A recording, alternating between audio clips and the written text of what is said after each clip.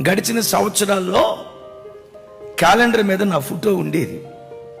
ఇప్పుడు తీసేసాం. ఎందుకు తీసేసానో చెప్పమంటారా? మన ప్రార్థనకు వచ్చే ఒక తల్లి నా దగ్గరకు వచ్చి, అయ్యా మా మనవడు పొద్దున్నే లేటంతో మీకు దండం పెట్టుకుంటాడయ్యా అంది.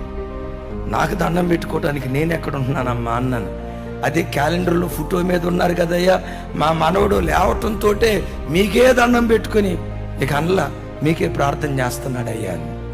ఏమో నేను వింటే అనేదేమో. ఇక ఆ మాట విన్న తర్వాత, ప్రభా వీడెవడో, వీడి బ్రతికేంటో, ఏ దిక్కులేని స్థితిలో నుంచి నువ్వు లేవనెత్తావో నాకు తెలుసయ్యా, నీ స్థానాన్ని మేము ఆక్రమించకూడదు. క్రైస్తవ జనమ, క్రైస్తవ పిల్లలుగా, ఆయన పిల్లలుగా మన జీవితంలో దేవుని స్థానంలో ఏ వ్యక్తిని మనం కూర్చోబెట్టుకుందుముగాక. దేవుడే మన బ్రతుకులో ఉన్నత స్థానంగా ఉండునుగాక.